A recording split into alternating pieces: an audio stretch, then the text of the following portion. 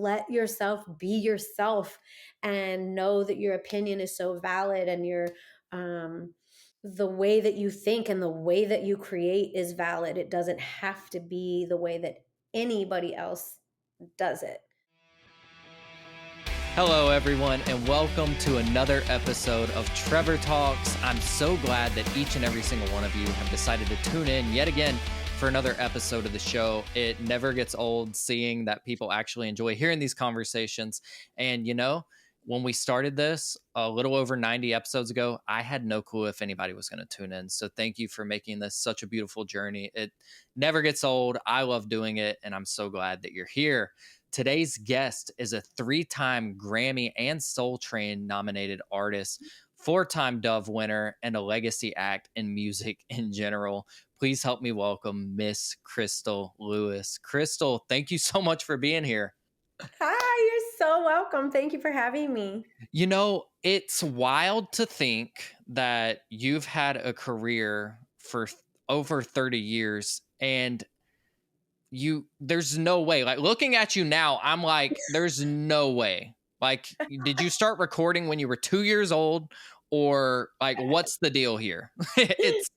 I just can't see it. Thank you very much. I will say I feel like I am only just now. I'm 52, and I do feel like I'm just now starting to experience some of the effects of aging, and it definitely feels very foreign. I think, Sure. wait, what? This can't be happening. But yes, I started when I started singing when I was probably around 4, but I started recording professionally when I was 15. Wow. How wild is that? And to know now from your chair, just the people who have been influenced by your music. You've had Grammy winner Tori Kelly, heavily influenced by you, Katy Perry, and so many more. How wild is that to think of from your perspective? Like, all of these young world changers out there were inspired by your voice, the God-given talent that he gave you specifically to encourage these other artists to go out and do their own careers as well. That has to be amazing. It's a beautiful realization that I did not come to until only a few years ago, to be honest. I just was very preoccupied. I got married super young. I had kids super young. I jumped into my career super young. So, and because we didn't have social media and all the easy ways to connect that we do now, I didn't know of any of those things happening, until much later. So it's been a beautiful part of my growth, to be honest. Lots of exponential evolutionary type growth in the last decade, or even just under the little bit less than a decade. And a lot of the growth has been inspired by, not motivated by, but I guess encouraged by, perhaps, those kinds of realizations that that there was some kind of influence there. And so, yeah, it's a gift. It's totally a gift. Visually, like, just looking at your Instagram page I have here, you've had quite the shift, like, not only visually, but going into this jazz record that you're releasing, which we're obviously going to talk about. That's like the key thing for this interview. Like, I have a lot of questions, so let's just put it that way. But in the past few years, it looks like you've just had this dramatic shift of, I don't even know how to put it. Like, you just have this vibrant vibe about you, and I love it. Pink hair, short, like, that wasn't the original look that Crystal Lewis had in the 90s, early 2000s. All of the success, like, it seems like you've grown a lot as a person and knowing who you are and who God's created you to be. So tell us a little bit about that. Oh, thank you for giving me space to say it and for seeing it, Trevor. It means so much. Thank you. Okay, I will say that I often, as I'm sure many of us do, go back in my mind and have conversations with my younger self, or at least kind of take inventory and, like, try and remember where I lost. Like, who was I early on? Where did things maybe feel like they got smaller, or what kinds of things happened in my life to make me feel like I needed to become smaller? And then at what point did I realize that I lived in this tiny little box that I could just push with one finger the walls down? Um, and I think when I look back, like, this is who I was as a young person. Mhm. Always some fear, always a little bit of timidity, but also a lot of courage and a lot of just vibrance. Like, I was told often to be quiet because there was a lot of volume, uh, just that kind of came naturally, and it wasn't like um, a disrespectful kind of like attention seeking volume. It was literally just exuberance and excitement and joy that I loved, being excited. Yeah. I think later, as you grow, for me, being primarily involved in the Christian music world, Mhm. there's a lot of unspoken rules, and there's a lot of spoken rules about what you should and shouldn't be. And I broke a lot of them because I got married very young. That wasn't necessarily breaking a rule, but my now ex-husband, spoiler alert, but that'll come later. Um, he and I started a record label in the early 90s. And incidentally, I started dramatically changing my hair color and cut very regularly, and there were very few album covers that were the same from one to the next. Mhm. And I got a lot of flack from label executives when I was with various labels during that time for doing that. They were like, how are people going to know? How can they stay tracking with you if you're drastically changing what you look like all the There time? I was wasn't like, Instagram back then. They didn't have a no. beautiful layout of all the dramatic changes. When the record comes out, they're like, Crystal Lewis, Crystal. Oh, that's very blue Is that of the you. same person? Yeah, so funny.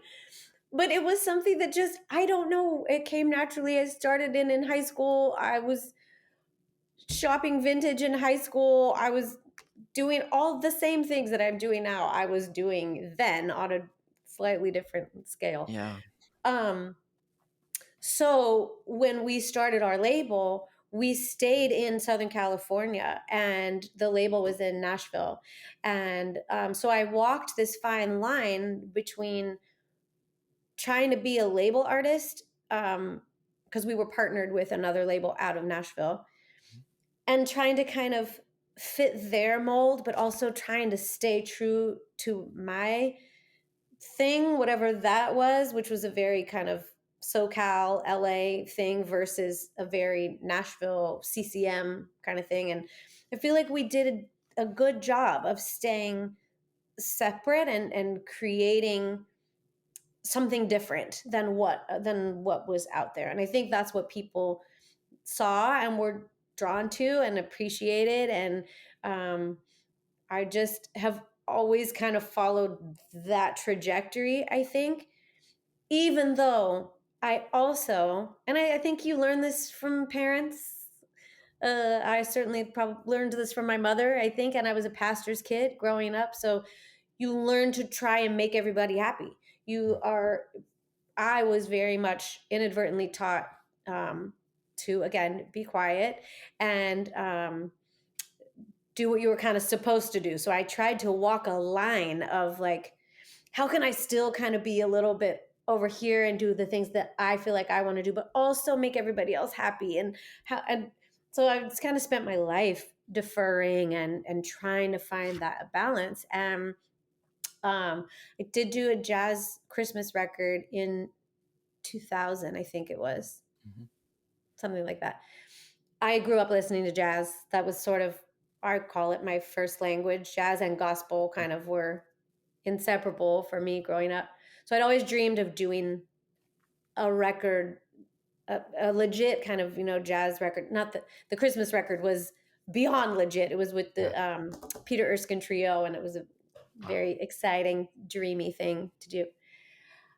But fast forward to I moved to Montana in 2006 with my two kids who were 10 and 12 and my then husband. And really kind of, it was a very introspective, self exploratory decade of what felt like creative void for Mm, me.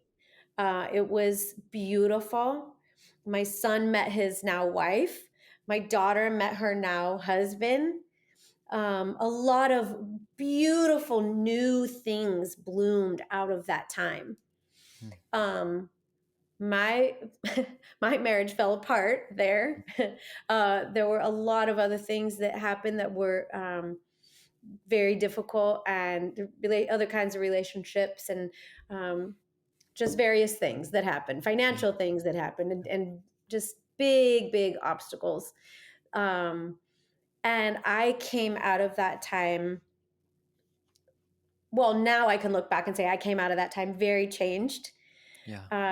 I experienced anxiety and depression for the first time there. Did not know that's what it was until later. Can now look back and tell you all about the days I didn't get out of bed and the days that I would go in the barn and just like sit with the horses and just felt numb and lost and couldn't quite figure out like why am I feeling this, what is going on, and didn't have the resources or the friendships or relationships at that time that were helpful for me. So it wasn't until I came back to California to make a record in 2014 and 15 that I really, something kind of broke through for me. And it was primarily conversations with two or three people who I'd known for a long time, one of them being my little sister. And I felt safe and able to share and say, these are the weird things I've been feeling and I don't understand them. And I have these questions. A lot of it revolved around faith. A lot of it revolved around my marriage I was still married at the time, but there were a lot of just felt like missing pieces. And I was just not sure what was happening. So I very slowly found my way to what I consider to be freedom. And a lot of times that I think maybe all the time, I could be Yeah. wrong, but I think maybe all the time you have to go through those kinds of harrowing, difficult, scary experiences, lots of uphills, lots of false summits, lots of disappointments, lots of devastating decisions that have to be made in order to find a space where you feel safe or where you feel free. So um, That is like I have a few notes that I want to touch on from this, please, but yeah, sorry, when interrupt me at no, any time. no, like this is all about like we want to capture your story, right? I want to hear the uniqueness that God's given you in your life, right? So the whole point of this show is really to help people hear from people that aren't too different from them. Like we've got such a diverse group of people that have come together just to share their stories and really tap into the topics that people need to hear. And like when I hear your story and when you moved to Montana and you had that dark season, but there were some fruits that came out of that. Your kids finding their spouses in Montana, but of course, you said your marriage fell apart within that. When you were going through those seasons of seeing, like, okay, some good is happening here, but I've also got this crap going on in my life that I would rather not be going through, how were you able to gravitate towards hope? How were you able to find bits and pieces of yourself along the way that help transform you into the beautiful flower that you've blossomed to today? That's so nice. I think gosh, that's a really good question. I think I'm still figuring it out to a Mhm. certain degree because I think when you're in those those darker spaces. I mean, it's just so hard to see. It's funny. My everybody processes these things differently. There's a lot of people who say when you're in the middle of that thing, talk about it.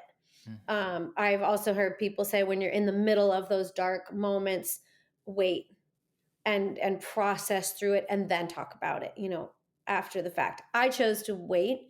I've spoken very little about my divorce. I've spoken very little about that time in my life. Very few, even of my friends, just my closest friends, really know a lot about that season. Nobody knew when I was in it or when I was there.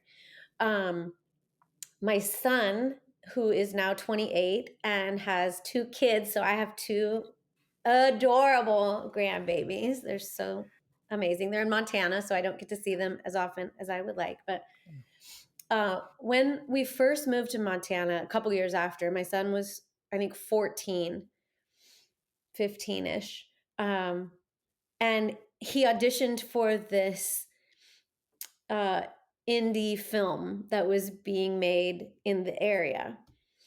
And incidentally, this is how he met his wife, because his wife is the sister of the producer and director.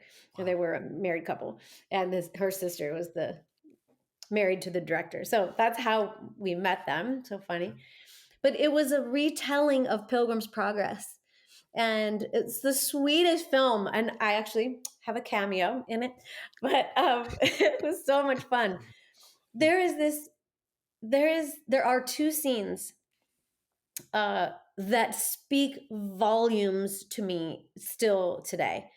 One is Christian is the name of the character in Pilgrim's Progress.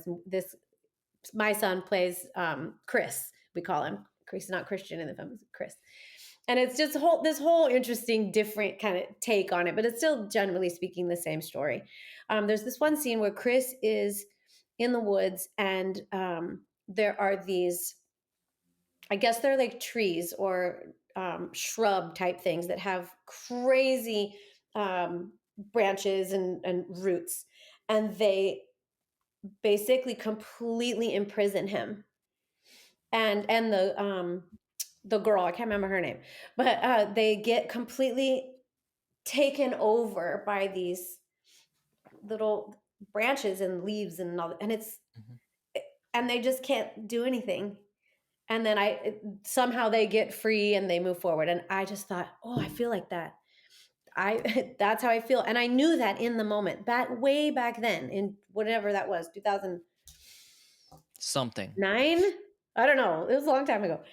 And then there's a second scene where Chris is lost and he can't find his way, and he has a map and he turns it upside down and and he can't make sense of it, and he just is lost in the woods, and eventually finds his way by just picking a direction and just making the conscious decision to move and not really knowing which path is the right path, but just taking one. And so for me, I think those scenes resonated because I felt like I could just stand here. I could just not get out of bed. I could just not get dressed today. Homeschooling didn't help because we love to do school in pajamas. So I was very used to spending the day in my pajamas in the winter in Montana. Like, what else are you going to do? But I think at some point I made maybe not even a conscious decision. Maybe it was just this innate resilience that I just kept moving forward. I just kept getting out of bed. I kept doing one thing that I could do in the day. And the realization that my kids were worth me trying to find a way for, So that was, and a lot of things fell apart as soon as my kids grew up and moved out of the house. And I think any mom can attest to that you're so desperately needed until a certain point when you're not. And that's like a dramatic, jarring drop off a cliff when you've spent your life. And granted, I spent my life on the road and working and traveling and writing and doing all that. So it's not like my only job was mothering, but regardless, it's still this very something you're not really prepared for. And the fact that I had all these other things going on that I hadn't quite processed through or didn't really understand yet, as far as my marriage and these other things going on, um, that my kids served as buffers. Um, and all of a sudden they were gone, and it was like, oh shoot, I got to figure this out on my own, you know? So Yeah. it's, yeah. And when it comes to like divorce, you know, especially in Christian culture, it's a very taboo thing to talk about. Like nobody wants to talk about divorce. So with that being said, from your personal experience, what would you want like those naysayers or the Christians on the corner that are just judging for every little move? What would you want them to understand about divorce? That it's not the end of the world. Mhm. That I've said this before. My counselor basically said this to me when I was going through it. That I truly believe God cares more about us as individuals than he does about the institution of marriage. Yeah. So I think the church tends to lean more toward, well, you just got to stay married because that's just what Mhm. you do, regardless of what's happening to the people in the marriage. Like, it's more important if you're dying a slow death internally, it's better to assess that situation and maybe make the hard choice to move on. And I think that it's possible to do that in a loving way. We tried very hard to model that for our kids. I'm very grateful that my kids were in their 20s when this happened. Um, I don't love that I was in my late 40s when it Yeah. happened, but that's where we are, and it's how it happened, and we are friends, and I see him when I go to Montana, and we have grandkids together, for heaven's sakes. Mhm. Like, you just there's a lot of humility that has to be there in order for that to work. That's not necessarily for everyone. Divorce isn't for everyone.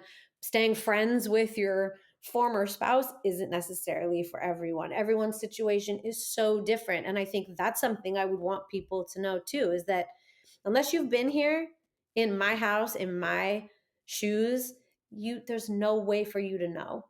And just like I'm Yeah. not going to know about your situation, even if you write a book about it Yeah. and you tell me everything there is to tell, I still wasn't there. And Well, so yeah. I still just can listen and say, okay, okay, I don't totally get it, but I trust you and I get it, you know? And I love that you said if someone were to write a book, because a lot of times when people write a book or even do an interview, they're leaving something out. Like you're not getting the whole For 100% sure. thing.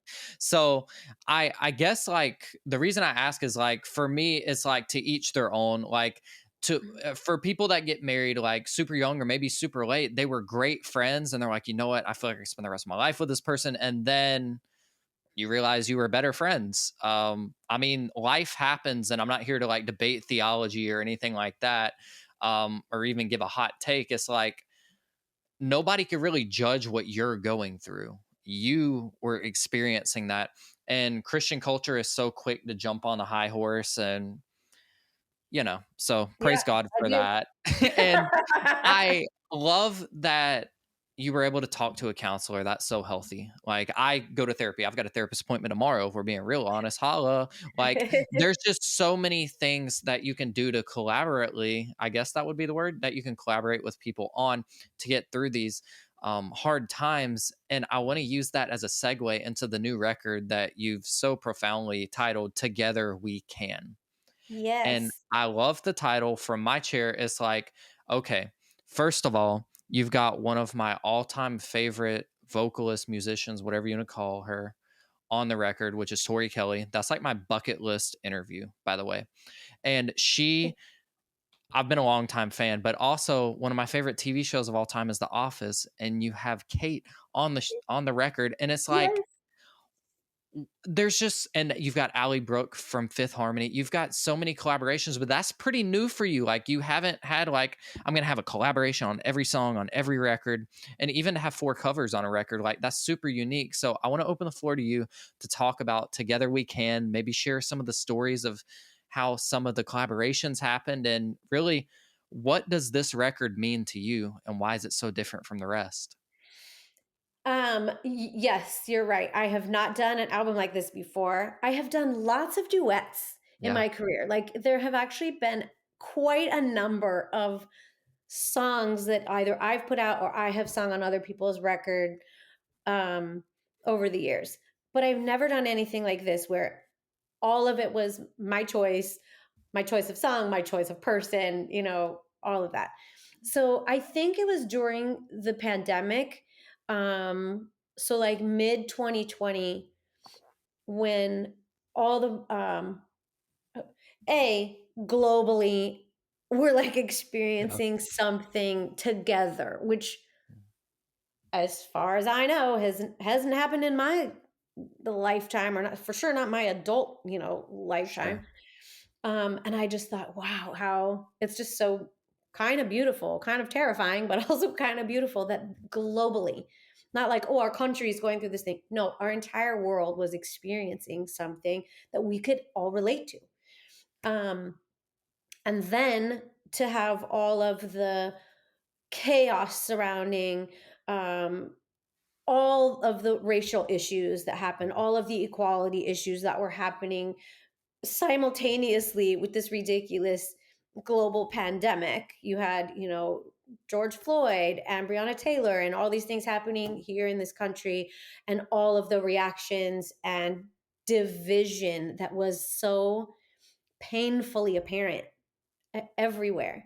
All of a sudden there were all these big lines drawn and you had to pick a side. I was like, it was so intense, and I found myself not totally knowing how to respond. There were ways I wanted to respond, and I felt like if I say this, then these fans and these Christian fans and these mainstream fans and whatever, like I couldn't find a way to please everyone, which, as I said before, was my MO growing up. Like that, how do I make everybody happy? And all of a sudden I was very blatantly faced with the fact that I I have to I have to have an opinion for myself. This isn't about making anybody else happy. It has, I have to begin at some point to be true to myself, which obviously I started several years ago figuring that part of it out. But in that moment, I came up with this song and I kind of just started writing kind of as a response to what was happening in the world.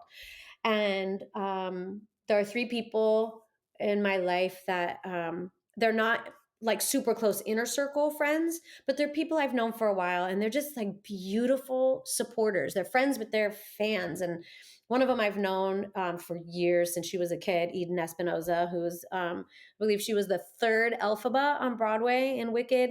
Wow. And I know her parents. I've known her. She grew up here in Orange County since she was probably 11 or 12 years old.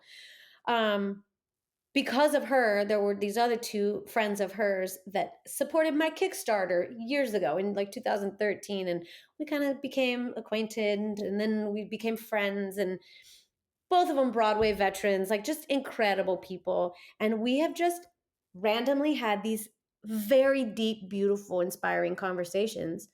And for some reason, they were the first 3 people that came to my mind. I thought, oh, I shouldn't sing this song. They need to sing this song with me. I texted them before the song was even finished and said, I think I'm going to do a duets record. I don't know when. I don't know anything about it. I just know that I wrote this song and you guys need to sing on it. Would you be willing to do something like that? And they all texted me back immediately and said yes. So it was well over a year later, that a year and a half later or so, that we were able to get into the studio together and record it. And that's the title song, Together We Can. So all the other duet partners, it kind of all came out of that idea. I just wanted to sing with the people that I really Mhm. love, that I love listening to, that I love being around. Kate has become a friend because of Tony, my producer and musical director of my band. He works with her a bunch. So we've just ended up being in the same place at the same time a whole bunch over the last probably 4 years or so.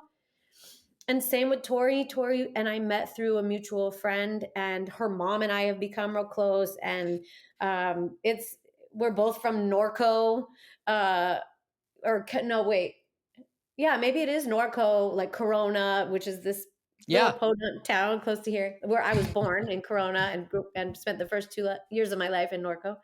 Wow. So it just wound up. It kind of snowballed into this beautiful thing, and it was so hard to make the songs. Some of them came easily, some of them didn't. Hard to get schedules to coincide, and um, did a Kickstarter for it, to pay for it because I'm an independent artist and Yep. don't have a label to do all that stuff for me. So it really was a labor of love and friendship, and yeah, it's been a beautiful journey. I'm very proud of it. I love that you said that everything kind of snowballed together. It's almost as if every step in your career has snowballed into this record, into this season for your life. And one of the things I really want to point out is you did start your career more so in the CCM genre, which is a huge market, which obviously you've talked about. There are the written and unwritten rules of CCM in general. With you like growing in your career through those moments, seeing the Grammy nominations and all of the things that came with it, stardom, the beautiful career. There were a lot of benefits, but there were also those things that you had to hide. With being an independent artist now and branching completely out almost of CCM into a more jazz focused record, how has that been like in your mindset? And how would you challenge other creatives to not allow themselves to get Mm. boxed in by a certain industry or goal and to pave their own way for their success? Ooh. I would say so. Starting with my last record, Rhapsody, Hmm. which was the first thing I did completely on my own. Um, it is not easy to change lanes. As it's a strange like dichotomy almost of being like a veteran artist, I've been around for yes 30 plus years, and then I'm a new artist in this genre in a sense. And so it's in some ways it's a tough sell, both to new fans and old fans. It's like I'm not, yeah, it's just weird.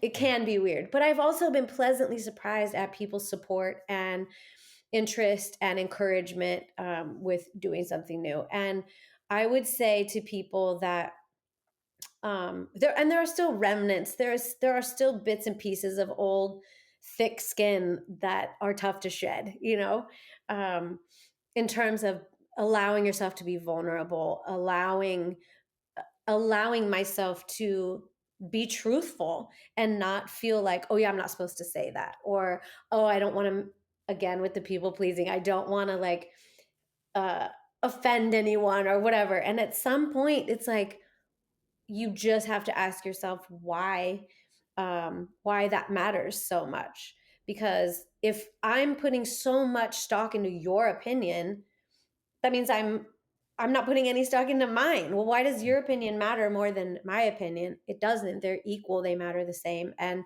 um that's been a hard learned lesson for me that I'm honestly still learning with my writing today. um I probably overthink a lot of what I write about because I'm I'm still learning how to just be like Sure. open and vulnerable, in my writing. So that would Yeah. be my big um, piece of advice, I guess, to people is just to like let yourself be yourself and know that your opinion is so valid, and your um, the way that you think and the way that you create is valid. It doesn't have to be the way that anybody else does it. Yeah. So, And you got to help forefront that as you were talking about earlier. You were fighting for you want your covers to look a certain way. They're not going to mhm. be on brand with the last. And now that's encouraged. So the tables have turned. Like, no, I can't think of very many artists out there that have very similar cover styles. Like their branding might go into it a certain way, but everyone's like, all right, this has to be unique. This is going to be a new season of some sort where you use new colors. I need new hair, Right. this, that, and the other. And you were at the forefront of that when they were telling people not to do it. You did it, and you're seeing the ripple effect of that now. And I think it's so encouraging. Like, with hearing what you've shared about your story and then getting ready for the interview, listening to others that you have done, hearing about the journey with Alzheimer's with your mom, and hearing about going through the divorce and seeing your children go on to get married, and now continuing your career as an independent artist. You've grown in so many different aspects, and it shows a lot of perseverance. So I'm curious to know, where would you contribute that perseverance factor, and how would you challenge others to keep pursuing their callings? I think, oof, I think everyone finds it differently. I know I spoke a little bit briefly earlier about um, a lot of the shift and evolution that was taking place for me all at once. Um, some of it revolved around my faith as well, and I see things very differently than the way that I was raised. And I'm slow to use the word deconstruction because it's kind of become this big, like, buzzy Negative kind of thought. word. Yeah. But at the same time, I think it's a very interesting way to sort of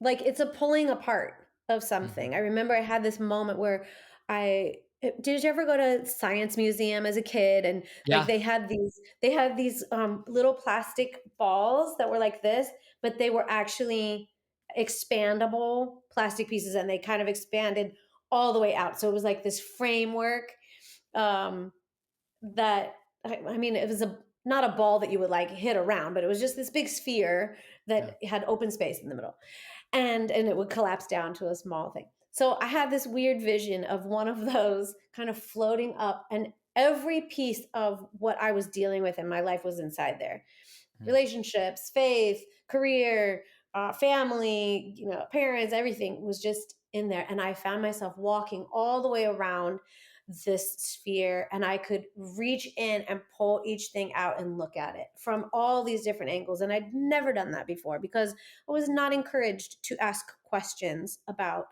what I thought or what I believed. Honestly, I was always just sort of given passive aggressive um rhetorical questions, from like mostly my pastor father and Yeah. other pastoral figures. Like, there wasn't this beautiful like exchange of information. Like, let's dig in and pull this thing apart and see why you believe it, how it makes you feel. So um, to attempt to answer your question, I would say there is definitely a deep seated faith in my being.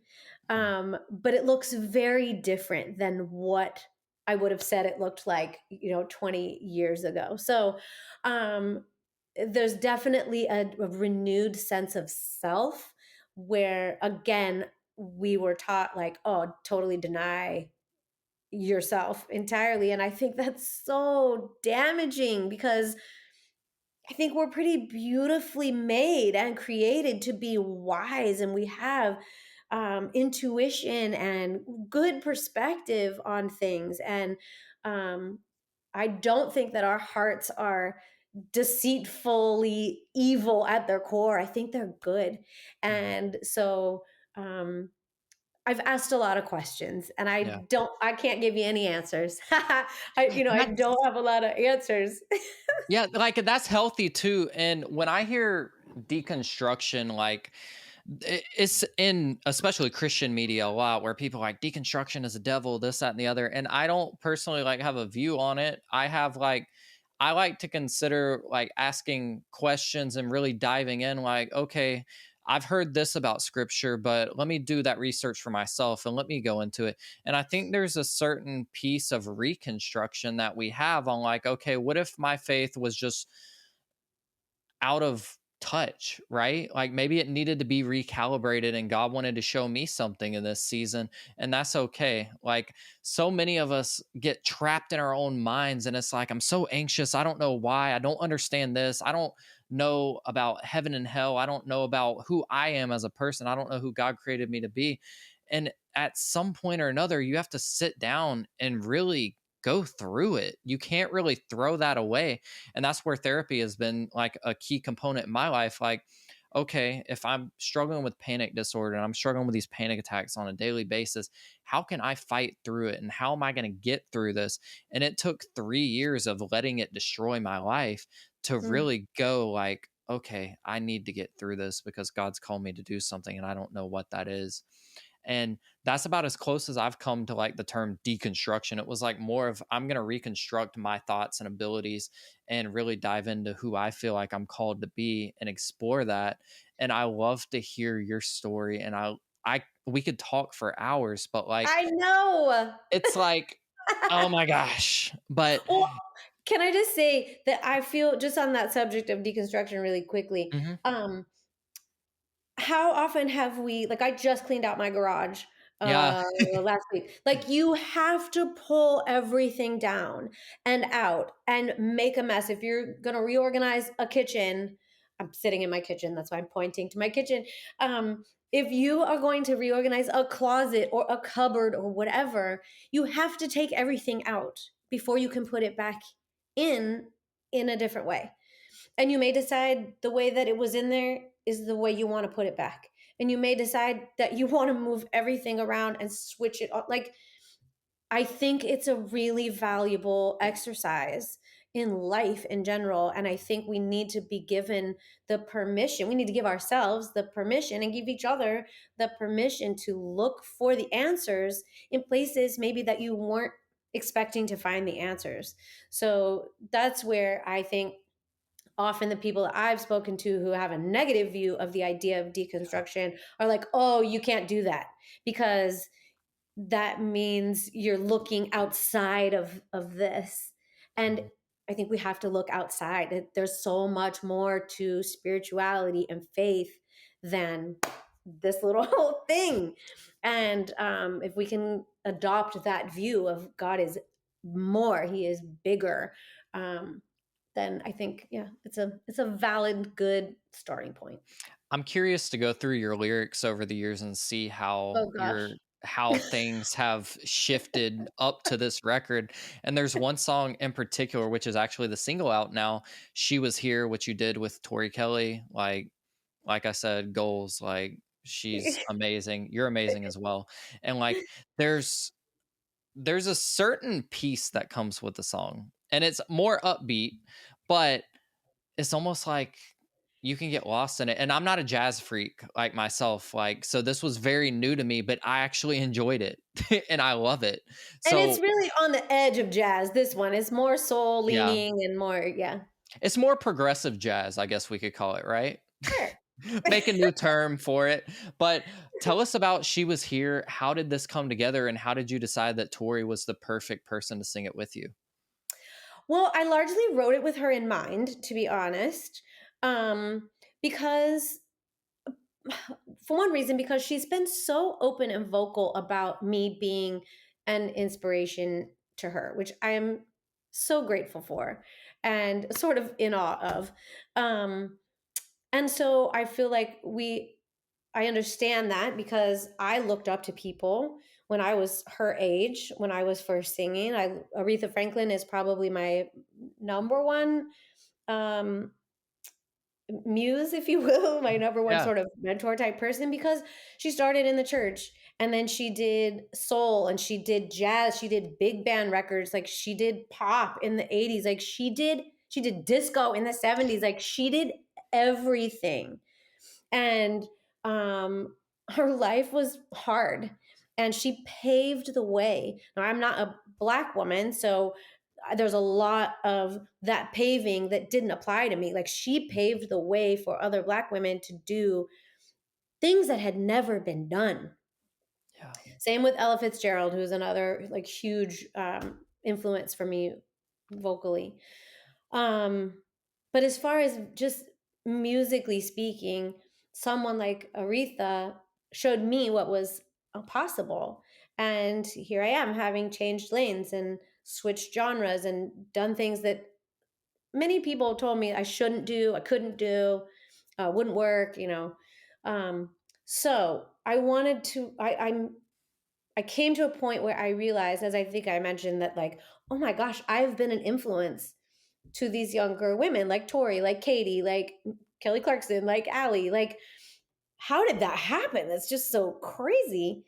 And I came up with this idea for this song where it's about my influences in the beginning, it's about me being an influence in the middle, and it's about the girls behind me being influences after me, Wow. including my daughter and that kind of thing, because she's an artist too, and amazing writer, and it's all a hustle, it's all hard. We all need to be like looking back and grabbing each other's hands and pulling each other forward, because it's not an easy uh this is not an easy job. Mm-mm. um and so yeah, that's what the song is about. I Having developed a relationship with Tori, she was one of the Yeah. first people that I texted, and she was there was some red tape we had to kind of finagle through, because she's, you know, a signed artist and she has Mhm. management and she's a big deal. And I'm like, yeah, I don't have any money and I don't have, you know, any radio. Like, I'm just going to put this thing out. So,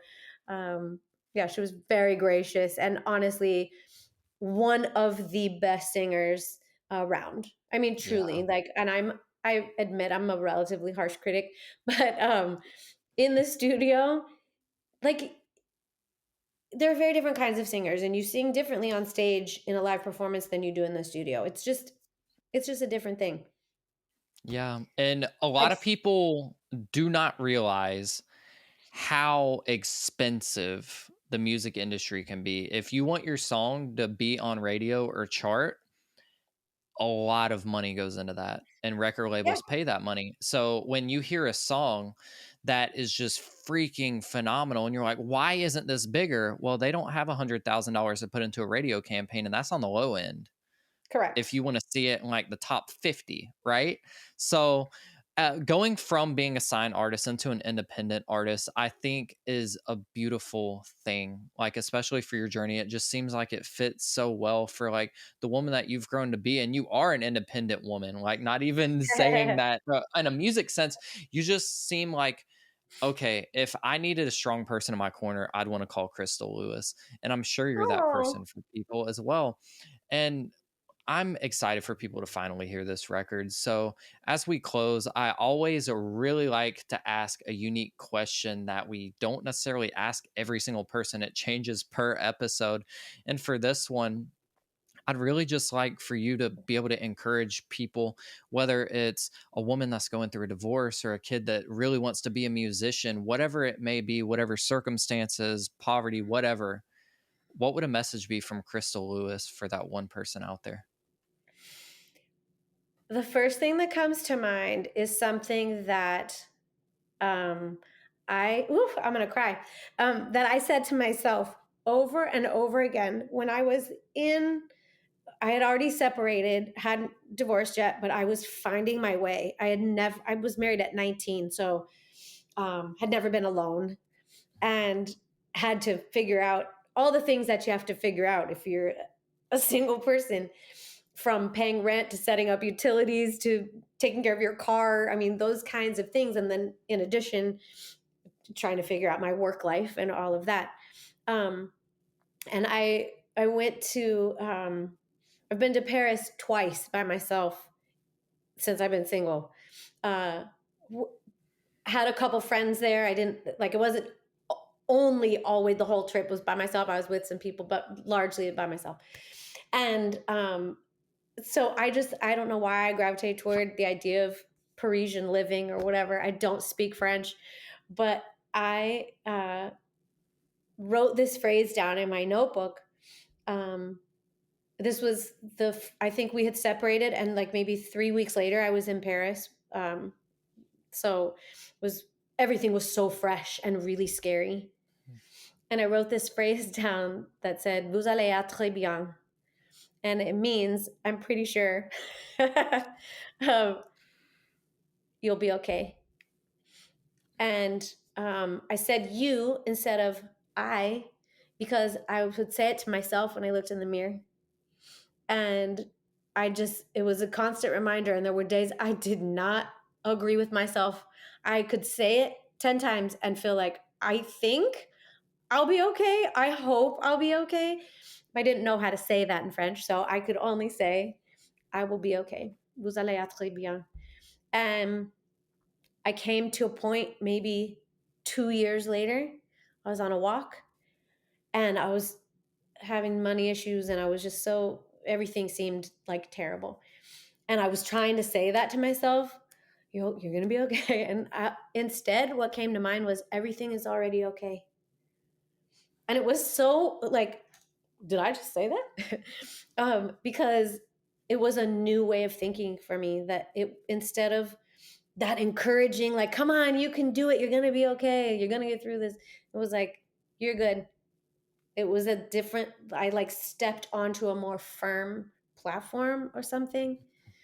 So whichever of those things you need today, like if you are in the place where it's, vous allez être bien, you will be okay. Or everything is already okay. Your money is already figured out. Your relationship is already figured out. You're like, not to be cliche or simplify things to the nth degree, but like, I don't know. There's peace in the idea that things will work out. They really will. Maybe not always to our specific specifications, but they will, and we'll be okay. Crystal freaking Lewis. What a treat that was. Dude, Yeah. it's still hard for me to believe that she's had a career spanning for over 3 decades. Wow. And she still looks as... She didn't look that No. old. No. Like, she's beautiful. She's like Tinkerbell. I mean, dead serious. I love her. I always wonder if when I say doesn't look that old, I wonder if that's offensive. Like, she didn't look that old because no, like she's so useful. She's old. No, she's not. Like, she's such a beautiful, beautiful, beautiful individual. That's all I'm saying. Yes. Her personality, dude. Like, that was one of that was one of the more easygoing conversations. Like, where I was like, "Dang, this thing went on for 50 minutes." Like, kind of jazzy, wasn't it? It was. That's a very excellent segue too. It was jazzy, and I love what you did there, dude. Yeah, like, yeah. It's kind of smooth like jazz. It's smooth like jazz. Yeah, but like her new record, honestly, it'll be out by the time this episode comes out, right? It's called Together We Can. And it's such a beautiful piece of her story, to the sense that, like, when we come together, we're not only louder together, but we can find healing together. And during the pandemic, when we came together, we were able to find, we're still working our way out of it, but together we can. And I think that's phenomenal, especially with this being such a collaborative effort. She's got Tori Kelly. She's got Allie Brooke from Fifth Harmony. She's got so many amazing artists joining her for this collaborative effort. And it is jazzy. I'm not a jazz fan as much as I would like to get the right atmosphere. If you're in the right atmosphere and you're chilling, and all of a sudden man, if we could just play it right now, I could just hear it. You're just chilling. It's a vibe. It's a lifestyle. It's beautiful. So dude, I'm almost certain that this record's going to bang, and it's going to be awesome. It's a banger. It's a banger. And the fact that, like, sure one thing, somebody asked me the other day, they were like, why do musicians call them records? And the answer is not vinyl. Vinyl was never what a record was. They call them record stores and stuff. It's a recording. So it's a record. Like, that's just something that more the artsy people use, but that is like the terminology for it to get nerdy on everybody. It's a great record. It is. Yes, I guarantee it's going to be awesome. And I can't wait to listen to it. I'm glad she's sending me and you a autographed copy, bro. We're going to be spinning. I guess we don't even have a CD player, but I in the car maybe. I think we're putting it on Apple. We're gonna put this thing. Spotify. Like, everybody has to pre-save it. We're gonna have the link in the description below. Yeah. But dang, dude, like, just imagine this: you've got some of the biggest musicians in the world: Kelly Clarkson, Tori Oh, yeah. Kelly, Katy Perry, and so many more that Bono. we haven't even listed. Bono, Crystal Lewis has performed with Bono, Stevie Wonder.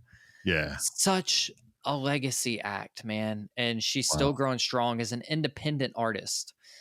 That's It's awesome. phenomenal. And I'm excited for everybody to hear this. This is our first jazz interview, I believe. I mean, we may have had some jazz fans, but not like a legit, like, I got a jazz record coming out. So this is exciting.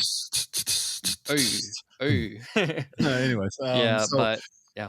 You know, just looking back at what you guys were talking about, I mean, there's a lot of good stuff in there, but you know, I heard her talking about deconstructing, and I think that's an important conversation to be had. And I think so many people are just like, well, that's just wrong. You can't deconstruct and blah, blah, blah. But I think you can find new levels of faith. I think you can find deeper meaning and grow your roots even deeper into what you believe by having those spaces or those times in your life where you really have to shed some of the old in order to find out what's real and what's right.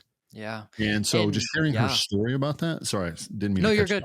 You're good. Hearing her story about that and just how she came full circle and had a stronger faith was beautiful. Yeah, it was a reconstruction story. Yeah, that's what it sounds like. And I find it so fascinating that deconstruction is a huge topic and not a lot of people want to talk about it unless they're dogging 100%. It. And I, like, even in the interview, I'm like, you know, I don't have a opinion left or right on it. It's just like a lot of people go through these seasons of brokenness. Like we talked about divorce in this, like that divorce left her somewhat broken, but like a lot of the things that she's been able to do, like she moved to Montana and that's where her marriage fell apart, but her kids both found their spouses in Montana. So some good came out of it. Yeah. And one other thing I talked about is like divorce is so frowned upon in the church. I'm not advocating like everybody get a divorce or anything, but it's to each their own. Number one. Number two, some people get married. Well, that's not what God says. Yeah. Like some people are excellent friends and terrible spouses, right? Forgive me for saying that. I'm sorry. No, but like, it's literally like some people get married to their best friend and realize that they were much better friends, and that's to each their own. And Crystal is such a legacy act, bro.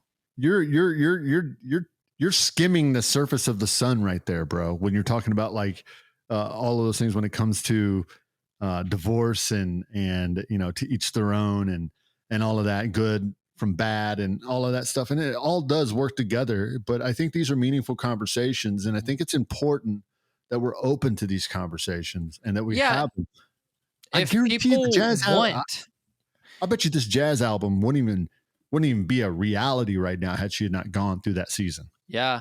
And here's the thing, bro. If people want to listen to K-Love, they can go listen to K-Love, but that's not me. Everything's gonna be all right. And not even, I'm not dissing K-Love, but this is not K-Love either. I'm just like, no, but like we gotta pay your bills.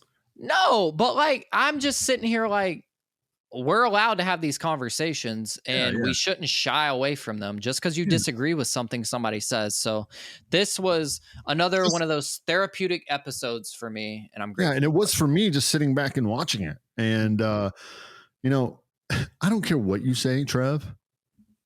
You're never going to convince me that Santa Claus is not real. Bottom line, I don't care. Santa is real. Is he? This is new. I think that Brian Head Welch might be Santa. He's Santa Claus. He's Santa Claus. I think you're on to something. Exactly right. I'm on to it. I noticed one night when I was trying to get a look at Santa Claus, I peeked out and I saw like what I thought was a dread poking out from underneath the white wig. You hear the hooves on the roof.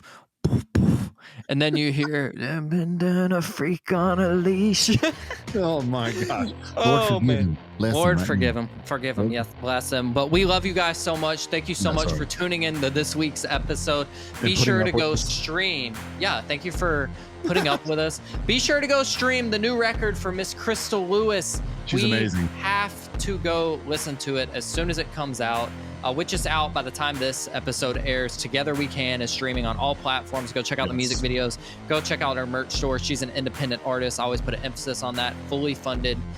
We love Crystal Lewis and we love you guys. So thank you so much for tuning in. And as usual, we will talk to you guys next week.